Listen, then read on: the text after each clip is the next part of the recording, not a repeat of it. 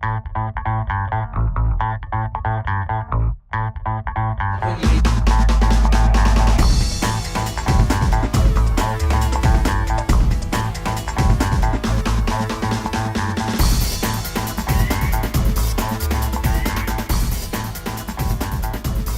now we're going to have another young person by the name of Laura Dedicoat. Wow. Good up to Laura, she's got enough fans. Hi. This one, normally I try and memorise my poems, but like this I wrote fairly recently. I struggle with writing about emotion and stuff, like all that mushy stuff. And so this one, I wrote about my little sister, purely because she's a little legend. She's a mini-me, honestly, like through and through.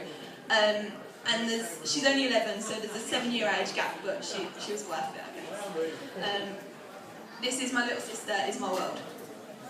2 years separate my older sister and me. A gap for many years meaningless, but started to become measurable. Noticeable in our conflicting lives. I like sports, she hates PE. She likes coffee, I only drink tea. I fight for what I believe in while she just sits on the fence. So let's switch to past tense. As I track back in my stream of consciousness, where did the water become so choppy? Why did my side of the family raft split and no one stopped me? I never minded being the black sheep. I just thought I was different, a speciality. But realising I was the bad apple, I couldn't have fallen farther from my family tree. But I'm not complaining. As life kept throwing obstacles my way between the showers, well, it was raining. But under the sheltered roof of my so-called family home, I watched through the window, cold.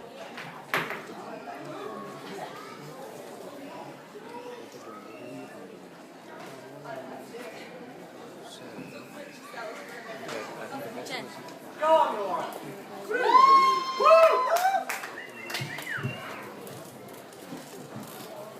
Sorry about that. But under the sheltered roof of my so-called family home, I watched through the window, cold, wet, alone, at Mum, Dad and Sister in a warm orange glow. Perfect lives existed within that window like a peaceful TV show. So I was happy with being this Lone Ranger. In my family photos, considered a bit of a stranger. But my isolation became sanctuary, then loneliness, then fear. Questions racing through my mind like, what's the point of me being here? But patience brought news of a new addition to that picture frame. Will this son and daughter just bring more of the same? Well, I couldn't have been more wrong. The first time I remember holding my baby sister, well, she threw up on my best football shirt, but that didn't matter, because right there in my hands lay a new addition, but also a subtraction of loneliness, a division of barriers between me and reality, and soon after, a much-needed multiplication of happy memories.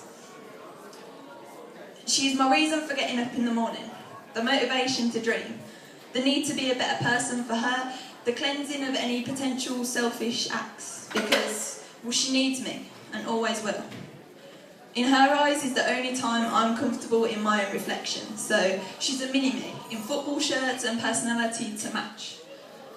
And like an omnipresent guardian angel, every tear I will always catch, turn it into a lollipop before her eyes, just to see her smile. I want to protect her from the world I've experienced, as we will always reconcile. She's the duplication of myself, at the moment at her age, but unlike me, she'll have everything she needs through each life stage. When I hit a rough patch, it was her innocence that pulled me through.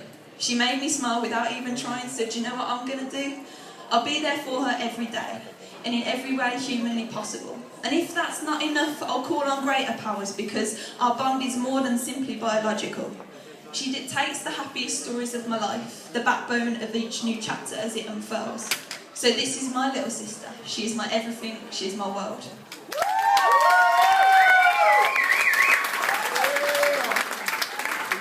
Thank you very much, Laura. Laura Dedicoat.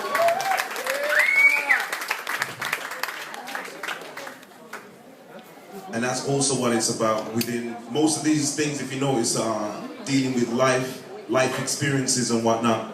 And just as Laura had that there, the mic dropped, it's dropped for a few people with these old microphones, it happens. You gotta keep on. Just gotta keep on plugging back in, keep on. That's what it's all about.